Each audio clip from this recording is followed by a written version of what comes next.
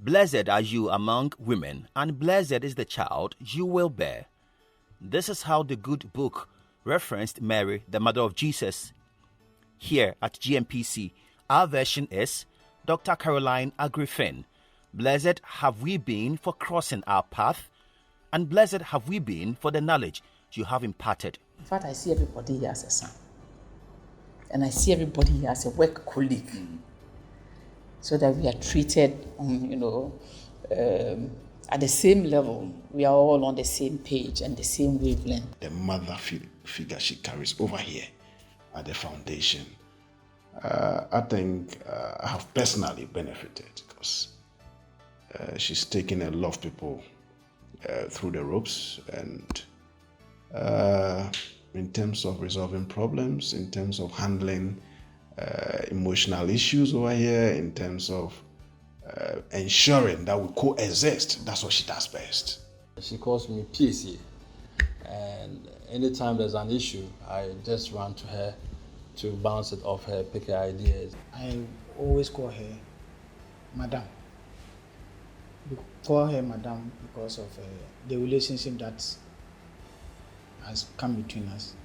She's a doctor, but I most of the time call her Madam. And also I see her to be like a mother, being somebody who has been there for us. Personally, she has been a mother because each time that she sees me solo, how is the family and the kids? And my wife, for instance, at times she sees and she asks me, how is Mary? So she has moved from being a madam that working or a colleague that working with, to more of being a mother to me, because we share a lot outside office and within office. So that's how I see her. She is a boss, but she inspires and motivates and not intimidate and manipulate. I believe that self-confidence is not about show of arrogance. It's about humility. And then every individual in this world is born to be respected. Every individual in this world has his or her dignity to protect. So once you look down on an individual, it tends to affect the person. So the person becomes demoralized, and it affects learning. It affects learning. So if I'm a teacher teaching you and I want you to learn, I need results. At the end of the day, we want productive people in our nation, people who are good and they can support, build a nation, contribute their quota to whatever we are striving towards, our ultimate goal. Then it means that that child, particular child, must be loved. First and foremost, even the Bible says it. The first is what? You need to love each other. Love your neighbor as yourself. So I for children, I don't know, and I think I've extended it even here. Okay. Madam is the unit head for the education and training unit. And when it comes to approvals and steering the affairs of the unit and managing us, that's basically what she do. She's so respectful no matter the age. And her interpersonal communication is a top notch. In a way, I'll not say we are losing her, but our working relationship, officially, comes to an end. And it tells you that you are going to, in a way, not be getting that kind of support you used to get from her. Again, the kind of value she brings on board. Of course, someone will take over, but who knows whether the person can do exactly as she does it. So it brings a lot of emotional issues to me personally. And the other side is the fact that I'm happy for her going on retirement, so energetic, with a lot of power and energy. And I wish so for everybody, because it doesn't come that easy, but she's been able to get there. She's been able to really get there with that kind of energy and then knowledge, and that's what makes me happy. But the other side is actually having to lose her or stop work with officially, and that's my problem. But if I have the opportunity to work with her again, I would choose her 100 times. Yeah.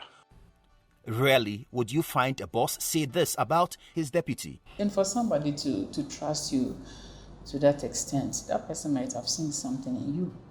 Something in you. You may not even see it yourself. But that person, I'm sure, has identified some unique qualities in you that he doesn't want to just give off, but to stick to. So I will wish that my mom will be here. I wish that Madame will be here. I wish that Caroline will be here forever so that we can work together. So definitely, parting is not easy. Though she has been the second in command at the foundation, she doesn't rub it on the faces of her team members. Being a mother for all and providing leadership and mentorship and being a primary agent for empowering lives here to transform Ghana is enough for her. And I see everybody as my co-equal, but with respect. I respect every individual, national service, everybody, security, everybody. And that is the first step of commanding self-respect. Dr. Aggrey Fynn is the kind of a leader who live with people to know their problems in order to solve them. In fact, one would not be wrong to describe her as an all-weather leader. She's taken a lot of people through the ropes, and in terms of resolving problems, in terms of handling emotional issues over here, in terms of ensuring that we coexist, that's what she does best. Didi is quite young. He has that kind of youthful exuberance with respect to the kind of things he does. He is so committed to his work. He's so down to earth. And as humble as, well, I wouldn't say I'm humble. That's what I have to say I'm humble. I cannot say I'm humble. Because maybe I do certain things that make people think that I'm proud or something. I don't know. So I wouldn't say that. But to the best of my knowledge, the little that I can do to make me humble, I do. He's my boss. And one thing we must realize is that even if you have a baby as a king, that baby is still your king. So that person must be respected. She's always there to motivate and also encourage. There has been instances that me personally, I have maybe been down, have challenges, issues with maybe my boss, things that are not moving on well, but she will come in and say, so look, take time, let's do for the interest of the corporation. So I see her to somebody who really motivates and is always there to encourage one another. She's just the cool type, and she makes sure that the work is being done. She will be able to do in times of difficulties, no matter how the situation is. She will be able to accept how the situation is, and you work with her. Though there are challenges with the work that we do, but she makes the work so easy for you when it comes to the work that we do. And referring to her as a hard-working woman will be an understatement. Sometimes I even tell her that when it's 6:30, she'll still be in the office. I say, "Mom, my own coffee. I mean, let's go home. Why? Leave some for tomorrow." But she will come and she's like, "Oh, I need to finish. I need to reply this message. I need to finish this report." She's that type. She devotes a lot of work, a lot of time to her work. I remember she was sick. I mean, she had an accident on her way to Accra, and nobody expected her to be in the office. Monday morning, we came and she was here. I was like, madam. But I was like, hey, I need to be around, I have this to reply. She was here, and then I had somebody draw my attention to the fact that her leg was getting swollen and had to quickly take her to the hospital and all that. The next morning, she came back. That tells you the kind of person she is. So she likes work. Work. She's a workaholic, I must confess. Yeah. There are instances that if my department, I'm not even there, my people fall on her and she take the responsibility to do what I'm supposed to do, what is supposed to be done, even in my absence. Then she will even call me and tell me, so this is what, in your absence, this is what went on. I've been able to done one or two, then we move on. The fact is that the work must be done. The work must be done. And I always want to make sure that I leave no stone unturned. Whatever has to be done has to be done, and it has to be done well. These are not surprising because for the greater part of her life as an educationist, she has imparted knowledge and helped shape lives. I have taught at all the levels of education: the primary school, the JHS, the secondary school, the College of Education, and the university. So in 2020, when Dr. Caroline Aggrey Fynn joined GNPC and the foundation was made her base, she knew exactly what she wanted to do and had an idea. She was ready to make an impact by breaking ground for new ideas and spearheading new concepts. In the area of education and training, there was no educationist to guide the process. So they developed the SOP, they did everything. When I came in, the few things that I realized that were not, filing had to be done, and it had to be done in such a way that you call for my file, and then it is me alone. Everything of mine is on the file. As a teacher, everybody has a file. You have a file in your school, so that is the first thing you must do to have your record straight. So that was what I identified. And then, but you know what? If you start any new job, you have a transition to make. And that is where you need to study the system, adapt yourself to the system, and then once you adapt yourself to this, then it means that you plateau at a point, and then you continue from there. So I studied all the documents, and I knew that we were on course. So I did my filing, and then whatever advice that I had to give all the other units to support, I did, to make things straight, including finance and all. Being an educationist and then heading education and training, she practically reviewed most of the models we were running. And if I use the word review, I mean adding value to almost all the models we were running. Example, in terms of scholarship implementation, a lot of people can testify that we've added a couple of models to the implementation. Now we have special attention to disabled, we have special attention to special needy students at the various campuses. I mean, all the universities we are dealing with. I mean, this one is selected by the university. Either two were not doing that. She worked on the implementation of career fair on the various campuses, which is in the offing. We've already started that. Special attention to fisher folks, children of fisher folks, and a lot. I mean, talking about the 200 students in Cuba, they call her mommy. Taking 200 SHS graduates to Cuba comes to a lot of problems. These are children who live in their parents to that far distance. You can imagine the troubles it comes with. But she's been able to manage these people so well. Even when the problem comes, she has a nice way of dealing with them. She's constantly with them on Zoom calls and video calls and everything. So she's done amazingly well in terms of her job. You will learn something from her if you are fortunate to get the chance to cross her path. If for nothing at all, crossing your T's and dotting your I's will always become your trait. If there is one thing that I've learned from her, I would say it's attention to details. So whenever you send a document to her, she's able to scrutinize it well, and then if there are any grammatical errors, if there are corrections, she pays attention to all those details so that there's no oversight. There hasn't been a case where you've sent a document or a memo, something that has to do with payment, and there is a surplus or there is a shortage and she wouldn't notice. So that's one thing that I think I've learned from her. Dr. Caroline, honestly, she's a good leader. She's a good teacher and a groomer. I have learned a lot from her. She's so hardworking leader and so flexible to work with too. she will tell you, okay,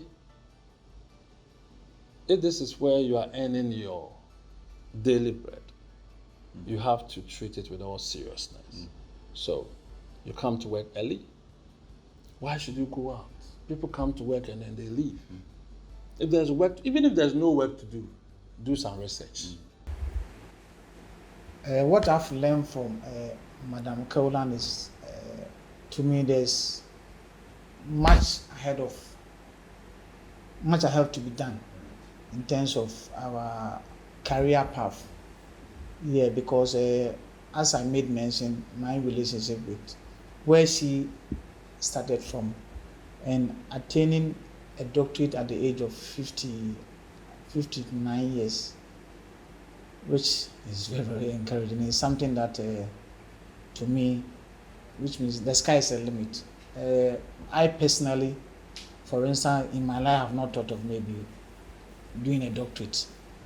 So with this one, it has even motivated when she herself has even said that it's something I should pursue, and I'm thinking of it. So to me, maybe one day I can also be a doctor. So that is something I've really also learned from her, and also even work, how to even write memos. And motivate and work for the benefit of others and not just for her own personal gain. It is no wonder then that after she acquired her PhD at age 59, she was ready to help others achieve this feat as well. I remember when I was doing my PhD, she was also, at that time she had finished, but she was yet to graduate. So I always go to her and say, okay, this is my literature review, will you go through for me? And she'll say, no, you sit down, let's do it together. Why did you do it this way? What are the gaps you saw here? Why this? Why that? And it was such a very, very important step. I remember when I was going to do my Viva, Kwame, don't go and disgrace me. Oh. I said, oh, mommy. So she made me do a little Viva, just a mini Viva, just to tell her exactly what is your problem statement, what is this. Don't go and disgrace me. I said, mommy, I will not disgrace you. I'll make you proud. Within 3 years, she had made a dramatic impact, and the team is appreciative. I would say that we thank her very much for the motherly role that she played in our lives and the various advice and constant checkups that she did on us. There were times that we were down emotionally because maybe the workload were too much and all that. She would take time, come from her office, come and check on you, know how you are doing, ask if there are anything that she can do to help you and all that. And I think those constant checkups, they went a long way in helping us fulfill our duties. And so we will say that we will miss that motherly love, that care, that attention. We will miss it. For what I do remember about her is a lot. I know how she talks to us each and every day before you even start a meeting with her. She will begin with a prayer. She will start advising you before she will even continue with the meeting. Yes, so I'll remember her a lot, honestly. Mommy, we will always make you proud, okay? We will always make you proud. The goodbyes have started, and it is an emotional one because it is often said, goodbyes make you think, they make you realize what you have had, what you have lost, and what you have taken for granted. I'll miss a lot because of the personal relationship with the family. I will really, really miss her because this is a mother who has been there for us, and it's not that she's dead but we come to the office and she's no more. I'll miss her, the way she encouraged us, always there for us as a foundation, representing us where our boss, Dr. Aggrey, is not around. She steps in to do it. And she moving, there's also going to be a lot of responsibility on me, for instance. To be sincere with you, I'm actually in an emotional roller coaster, trust me. In a way, I'll not say we are losing her, but our working relationship, officially comes to an end. And It tells you that you are going to, in a way, not be getting that kind of support you used to get from her. Again, the kind of value she brings on board. Of course, someone will take over, but who knows whether the person can do exactly as she does it. So it brings a lot of emotional issues to me personally. I don't think he's crying because I'm leaving. I'm also crying because I'm leaving him and leaving everybody. But once you are 60, you have to disengage. And if you have to re-engage, even if you have to re-engage, you still have to disengage. So 60, when you are retiring, you should be happy because you have worked enough for your country. And before you even start work, they tell you at 60 you retire. So for me, retiring at 60 is not a problem. Dr. Caroline Aggrey Fynn, you have served well, and in fact, you have paid your dues and you deserve this break to enjoy the fruits of your labor. This is something we all agree, but there is a plea, a passionate one for that matter. Be humble. Be humble. It commands self-respect. Be humble. Some people see humility as weakness, but never mind. When the time comes for you to be exalted, no obstacle can block it. Stay humble. Respect everybody, irrespective of the person's situation, rich, poor, young, old, educated, illiterate.